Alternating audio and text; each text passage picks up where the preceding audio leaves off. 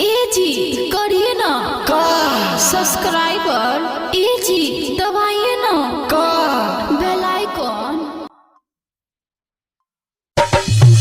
अभी आप सुन रहे हैं जय माँ काली रिकॉर्डिंग स्टूडियो फुलपरास चौक से।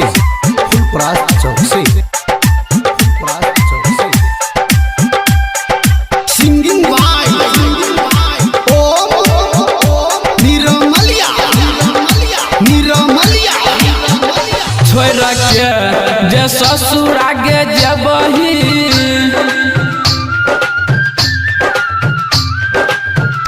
छोड़ के जे ससुर तू जबही आ जान हमारा जाके भूले बही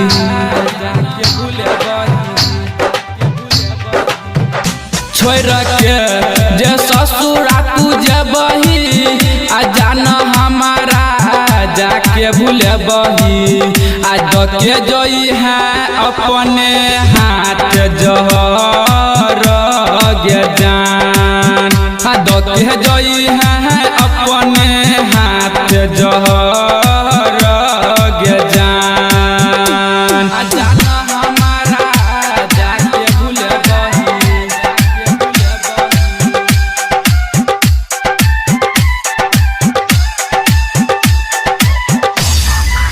डीजे चंदेश्वर पंडित फुलपरास चौक। डीजे चंदेश्वर पंडित फुलपरास चौक।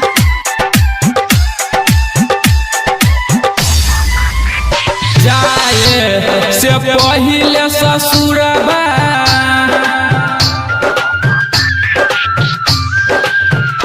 जाए से पहिले ससुरबा खा के मरब हम महुरबा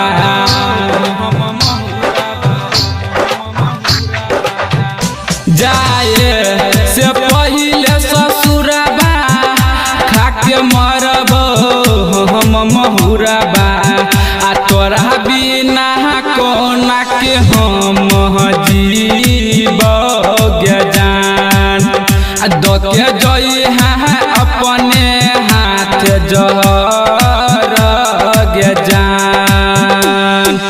अभी आप सुन रहे हैं जय माँ काली रिकॉर्डिंग स्टूडियो फुलपरास चौक से।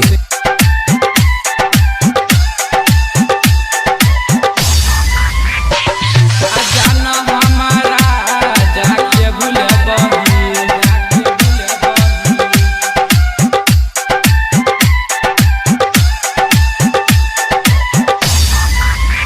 डीजे आ रूपा कहै छ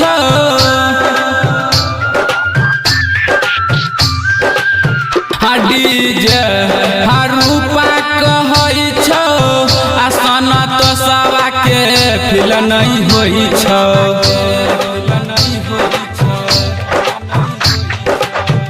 डीजे चनद सवर कहै छ आ रघुनंदन के फिल नहीं होइ छ आ निरमलिया ओ मह क्यों ना भूले तो गे जान आ के जोई है अपने हाथ जहर गे जान। जय माँ काली रिकॉर्डिंग स्टूडियो फुलपरास चौक से। 91 13 90 67 65।